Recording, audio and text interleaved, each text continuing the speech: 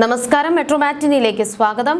Cancer രോഗത്തിന്റെ കഠിനമായ ചികിത്സാ ഘട്ടങ്ങളിലൂടെ കടന്നു പോകുന്നതിനിടയിലും തനിക്കെതിരെ സോഷ്യൽ മീഡിയയിൽ നടക്കുന്ന ക്രൂരമായ വ്യാജ പ്രചാരണങ്ങൾക്കെതിരെ പ്രതികരിച്ച് രേണു സുധി കഴിഞ്ഞ ദിവസം രംഗത്തെത്തിയിരുന്നു. രേണു ക്യാൻസർ ആണെന്ന് കള്ളം പറയുകയാണെന്നും 2 ലക്ഷം രൂപയുടെ മരുന്നിന്റെ വില വിവരങ്ങൾ പറഞ്ഞത് കള്ളമാണെന്നും ആരോപിച്ചായിരുന്നു സൈബർ അറ്റാക്ക്. ഇപ്പോഴിതാ രേണു സുധിയെ അധിക്ഷേപിച്ച കേസിൽ യൂട്യൂബറെ അറസ്റ്റ് ചെയ്ത് കേരള പോലീസ്. രേണു സുധി വ്ലോഗിലൂടെ കാണിച്ച ക്യാൻസർ ചികിത്സയുടെ മെഡിക്കൽ ബില്ല് വ്യാജമാണെന്ന് ആരോപിച്ച് നിരവധി യൂട്യൂബർമാർ രംഗത്ത് വരികയും റിയാക്ഷൻ വീഡിയോകൾ ചെയ്യുകയും ചെയ്തിരുന്നു. യൂട്യൂബറെ കേരള പോലീസ് കസ്റ്റഡിയിൽ വെക്കുന്ന വീഡിയോ രേണു സുധി തന്നെയാണ് തന്റെ സമൂഹ മാധ്യമങ്ങളിലൂടെ പങ്കുവച്ചത്. വായിൽ തോന്നിയത് വിളിച്ചു പറയുന്നവർക്ക് ഇതൊരു ഓർമ്മപ്പെടുത്തലാണെന്നാണ് നിരവധി പേർ വീഡിയോയ്ക്ക് താഴെ കമന്റ് ചെയ്തത്.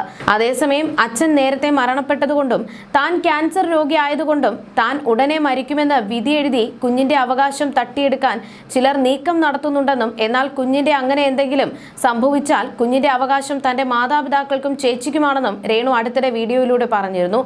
ഓരോ കീമോയ്ക്ക് വേണ്ടിയും 2 ലക്ഷത്തിന്റെ മരുന്ന് എടുക്കണമെന്നും അതിനുവേണ്ടിയാണ് യൂട്യൂബ് ചാനൽ താൻ മുന്നോട്ട് കൊണ്ടുപോകുന്നത് എന്നും രേണു വ്യക്തമാക്കിയിരുന്നു. എല്ലാവരും തന്നെ സപ്പോർട്ട് ചെയ്യണമെന്നും അടുത്ത കീമോ കഴിഞ്ഞാൽ എന്താണ് അവസ്ഥയെന്നും തനിക്ക് അറിയില്ല എന്നും പക്ഷേ അവിടെ നിന്ന് ഞാൻ തിരിച്ചു വരുമെന്നും രേണു വീഡിയോയിലൂടെ പങ്കുവച്ചിരുന്നു. രേണുവിന് ശരിക്കും അസുഖമുണ്ടോ എന്ന് ചോദിക്കാൻ പോലും ഇവർ മടിക്കുന്നില്ല. അതും കീമോതെറാപ്പി കാരണം രേണുവിന്റെ ആരോഗ്യം പാടെ ശോഷിച്ചിരിക്കുകയും ഇത്രയും ക്രൂരമായ വേട്ടയാടലുകൾക്കിടയിലും രേണുവിനെ പിന്തുണയ്ക്കുന്നവരുമുണ്ട്. ഇവരിൽ ഒരാളാണ് സുഹൃത്തായ സജീന.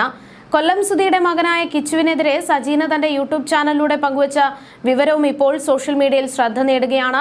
രേണു സുധിക്ക് ക്യാൻസർ ആണെന്ന് അറിഞ്ഞ് കിച്ചു വിളിച്ചിരുന്നുവെന്നും ആ ഫോൺ അറ്റൻഡ് ചെയ്തത് രേണുവിന്റെ രമ്യയാണെന്നും രമ്യ രേണുവിന് ഫോൺ കൊടുത്തില്ല എന്നും രേണുവിനെ കാണാൻ സമ്മതിച്ചില്ല എന്നും ആരോപണം വരുന്നുണ്ട്. കിച്ചുവാണിത് പറഞ്ഞത്. ഇതിലെ സത്യാവസ്ഥ നിങ്ങളുടെ കൂടെ അറിയണമല്ലോ. ജൂൺ 13-ാം തീയതി നൽകിയ അഭിമുഖങ്ങളിലാണ് തനിക്ക് ക്യാൻസർ ഉണ്ടെന്ന് രേണു സുധി പറയുന്നത്. അന്ന് താൻ അന്നേ ദിവസം കിച്ചു ഫോൺ ചെയ്തു എന്നത് സത്യമാണ്. വായിലിട്ട് അലിയിച്ച് കഴിക്കുന്ന ഗുളിക കഴിക്കുമ്പോഴാണ് കിച്ചുവിന്റെ ഫോൺ വരുന്നത്. രമ്യ ഫോൺ എടുത്ത് സ്പീക്കറിലിട്ട് രേണുവിനെ കേൾപ്പിക്കുന്നുണ്ട്. ഗുളിക കഴിക്കുന്നത് കൊണ്ട് രേണുവിനെ കോളിൽ സംസാരിക്കാനായില്ല. കോൾ വെച്ചയുടനെ വോയിസ് മെസ്സേജ് അയച്ചു എന്ന് ചൂണ്ടിക്കാണിച്ച സജീന രേണു വോയിസ് മെസ്സേജിൽ പറഞ്ഞ കാര്യങ്ങളും കേൾപ്പിച്ചു. കിച്ചു, എന്റെ വാ പൊട്ടിയിരിക്കുകയാണ്. നീ വിളിച്ചപ്പോൾ ഗുളിക വായിലിട്ട് അലിയിക്കുകയാണ്. അതാണ് സംസാരിക്കാതിരുന്നത്. ഞാനിപ്പോൾ കിടക്കാൻ പോകുകയാണ്. തിങ്കളാഴ്ച നിന്നെ അങ്ങോട്ട് വിളിച്ചോളാം. എനിക്ക് സുഖമില്ല എന്നാണ് രേണു പറയുന്നത്. ആ മെസ്സേജ് ചെന്ന ശേഷം യാതൊരുവിധ പ്രതികരണവും കിച്ചുവിന്റെ ഭാഗത്തു നിന്നും ഉണ്ടായിട്ടില്ല. ഇതാണ് സത്യസന്ധമായ കാര്യം. അല്ലാതെ കിച്ചുവിനെ കാണേണ്ട എന്ന് പറഞ്ഞ് വലിച്ചു കീറാൻ ഇട്ടുകൊടുത്തു എന്നൊന്നും പറയുന്നതിൽ ഒരു അർത്ഥവുമില്ല. ഇപ്പോൾ താരാട്ട് പാടുന്നവർ തന്നെയാണ് കിച്ചുവിനെതിരെ മുൻപ് വളരെ മോശമായ വീഡിയോ ഇട്ടിട്ടുള്ളതെന്നും സജീന പറയുന്നുണ്ട്. എന്നാൽ യൂട്യൂബർ സന്ദീപ് അറസ്റ്റിലായതിന് പിന്നാലെ കുറിപ്പുമായി KHDC സംഘടനയുടെ ഭാരവാഹിയായ ഫിറോസ് രംഗത്തെത്തിയിരുന്നു. കൊല്ലം സുധിയുടെ കുടുംബത്തിന് ബിഷപ്പ് നോബൽ ഫിലിപ്പ് നൽകിയ 7 സെന്റ് സ്ഥലത്ത് വീട് നിർമ്മിച്ചു കൊടുത്തത് ഫിറോസും അദ്ദേഹം അംഗമായ KHDC സംഘടനയും ചേർന്നാണ്. വീട് നിർമ്മിച്ചതിന്റെ പേരിൽ ഒരുപാട് പഴികൾ കേൾക്കേണ്ടി വന്ന ഒരാൾ കൂടിയാണ് ഫിറോസ്. നല്ല ഉദ്ദേശത്തോടെ എടുത്ത തീരുമാനം ജീവിതത്തിലെ ഏറ്റവും വലിയ ഭാരമായി എന്നാണ് യൂട്യൂബറുടെ അറസ്റ്റിന് പിന്നാലെ ഫിറോസ് ഇപ്പോൾ പങ്കുവച്ച കുറിപ്പിൽ പറയുന്നത്. ആ കുറിപ്പിന്റെ പൂർണ്ണരൂപം ഇങ്ങനെയായിരുന്നു. ജീവിതത്തിൽ ഒരുപാട് ജീവകാരുണ്യ പ്രവർത്തനങ്ങൾ ചെയ്യാൻ കഴിഞ്ഞിട്ടുണ്ട്. ചിലത് സ്വന്തം പണം ചിലവഴിച്ചും ചിലത് നല്ല മനസ്സുള്ളവരുടെ സഹായം ചേർത്തുമാണ് നടന്നത്. ഏകദേശം 10 വർഷത്തോളം ഖത്തറിൽ ജോലി ചെയ്തിരുന്ന കാലത്ത് ചാരിറ്റിയും സോഷ്യൽ വർക്കും എൻ്റെ ജീവിതത്തിൻ്റെ ഭാഗമായിരുന്നു. മരണപ്പെട്ടവരുടെ ഭൗതിക ശരീരം നാട്ടിലെത്തിക്കുക, വ്യാജ കേസുകളിൽ കുടുങ്ങിയവരെ സഹായിക്കുക, സത്യാവസ്ഥ ഉന്നത ഉദ്യോഗസ്ഥരുടെ ശ്രദ്ധയിൽപ്പെടുത്തി നിരപരാധികളെ മോചിപ്പിക്കാൻ ശ്രമിക്കുക, ലേബർ ക്യാമ്പുകളിൽ നോമ്പുതുറ സംഘടിപ്പിക്കുക, അങ്ങനെ എണ്ണിയാലൊടുങ്ങാത്ത പ്രവർത്തനങ്ങൾ നേതൃത്വം നൽകാൻ എനിക്ക് കഴിഞ്ഞിട്ടുണ്ട്. അന്ന് ഒരു മനുഷ്യൻ പോലും അപവാദം പറയാനോ പിന്നിൽ നിന്ന് കുത്താനോ വ്യക്തിഹത്യ നടത്താനോ വന്നിട്ടില്ല. രാജ്യമോ മതമോ പദവിയോ സാമ്പത്തിക നിലയോ നോക്കാതെ മനുഷ്യനെ മാത്രം കണ്ടാണ് ഞാൻ കൂടെ നിന്നത്. നാട്ടിലെത്തിയ ശേഷവും അതേ മനോഭാവം തുടർന്നു. ഒരുപാട് പേർക്ക് കഴിയുന്ന സഹായങ്ങൾ ചെയ്തു.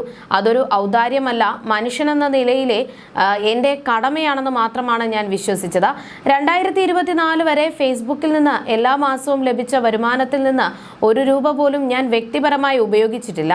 മറ്റൊരാളെ സഹായിക്കാൻ ഒരു പോസ്റ്റ് ഇട്ടതിന് അതും ക്യാൻസലായി. ബാങ്ക് പലിശയുടെ കാര്യവും അതുപോലെയാണ്. ജീവിക്കാൻ അതിന്റെ ആവശ്യമില്ലെന്ന് തോന്നിയതുകൊണ്ട് അതെല്ലാം മാറ്റിവെച്ചു.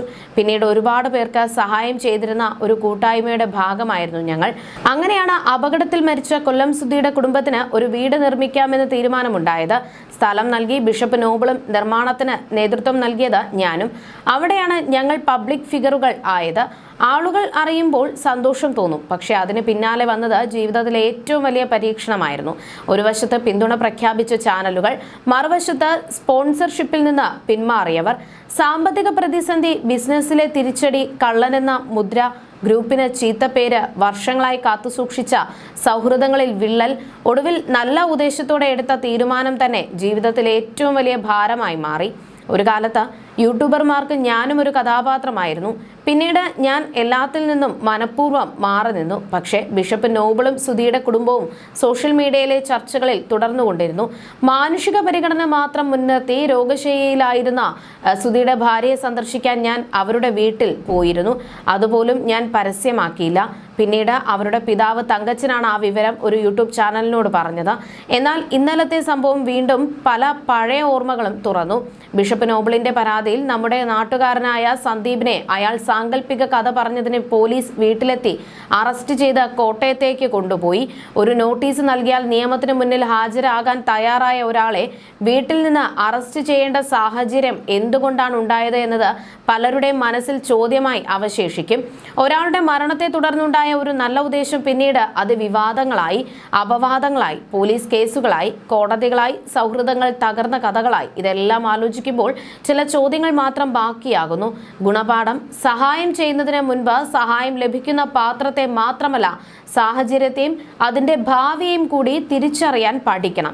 ചില അനുഭവങ്ങൾ നമ്മെ വലിയവരാക്കുന്നില്ല, പക്ഷേ വീണ്ടും അതേ തെറ്റ് ആവർത്തിക്കാതിരിക്കാൻ പഠിപ്പിക്കുന്നു എന്നുമായിരുന്നു കുറിപ്പ്. അതേസമയം കൊല്ലം സുധിയുടെ മരണശേഷം രേണു സുധിയെയും കുടുംബത്തെയും ചേർത്ത് പിടിച്ചവരിൽ ഒരാളായിരുന്നു അവതാരകയായ ലക്ഷ്മി നക്ഷത്ര. രേണുവും കുടുംബവും നിരവധി തവണ ലക്ഷ്മി നക്ഷത്രയുടെ വ്ലോഗുകളിൽ പ്രത്യക്ഷപ്പെട്ടിരുന്നു. എന്നാൽ പിന്നീട് രേണുവുമായി ലക്ഷ്മി നക്ഷത്ര അകൽച്ചയിലായി. ക്യാൻസറിനോട് പൊരുതിക്കൊണ്ടിരിക്കുകയാണ് രേണു. ബിഗ് ബോസ് താരങ്ങളായ അനുമോളും ആദില, നൂറ അടക്കമുള്ളവർ രേണുവിനെ വീട്ടിലെത്തി കണ്ടിരുന്നു. ലക്ഷ്മി എന്തുകൊണ്ട് രേണുവിനെ കാണാൻ പോകുന്നില്ല എന്ന് ചോദിക്കുന്നവരോട് പ്രതികരിച്ച് ലക്ഷ്മി തന്നെ രംഗത്തെത്തിയിരുന്നു. എന്തുകൊണ്ടാണ് ഞാൻ രേണുവിനെ പോയി കാണാത്തത് എന്ന് ചോദിക്കുന്നവരോട് പറയാനുള്ളത്, രേണുവിനോട് ആത്മാർത്ഥമായി ഇഷ്ടമുള്ളവർ രേണുവിന്റെ കാര്യങ്ങൾ അറിയണമെങ്കിൽ ചെയ്യേണ്ടത് അവരെ വീഡിയോ കോൾ ചെയ്യുക. രേണുവിനെ ചേർത്ത് പിടിക്കണമെങ്കിൽ GPay നമ്പറുണ്ട്, അക്കൗണ്ട് വിവരങ്ങളുണ്ട്, അങ്ങനെയൊക്കെയാണ് ചെയ്യേണ്ടത്.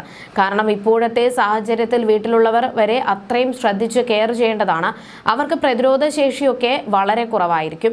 ഒരുപാട് വിസിറ്റേഴ്സ് ഒക്കെ വരുമ്പോൾ അവരുടെ മാനസികാവസ്ഥ എന്നത് ഇഷ്ടപ്പെട്ട ആരെങ്കിലും ഒക്കെ വന്ന് കാണുമ്പോൾ അവർക്കത് മനസ്സിലത് സന്തോഷമായിരിക്കും. പക്ഷേ ആത്മാർത്ഥമായിട്ട് സ്നേഹിക്കുന്നവർ ചെയ്യേണ്ടത് അവരെ വീഡിയോ കോൾ വിളിക്കുകയോ അവരുടെ ചേച്ചിയോട് സംസാരിക്കുകയോ ചെയ്തിട്ട് വിവരങ്ങൾ അറിയിക്കുക. വീട്ടിൽ പോയി കഴിഞ്ഞാൽ ഇൻഫെക്ഷൻ ഏത് രീതിയിലാണ് പടരുക എന്ന് പറയാനാകില്ല. അവരുടെ ശരീരം അത്ര വീക്കായിട്ടിരിക്കുകയാണ്. അതാണ് എല്ലാവരോടും അഭ്യർത്ഥിക്കാനുള്ളത്. രേണു തന്നെ പറയുന്നുണ്ട്, ഞാൻ തിരിച്ചു വരും, ഞാൻ ഫയറാണ് എന്ന്. അതുപോലെ തന്നെ തിരിച്ചു വരട്ടെ പ്രാർത്ഥനയുണ്ട് എപ്പോഴും.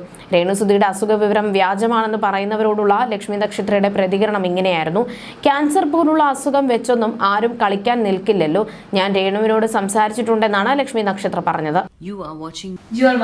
You're watching me on metromatney.com. on metromatney.com.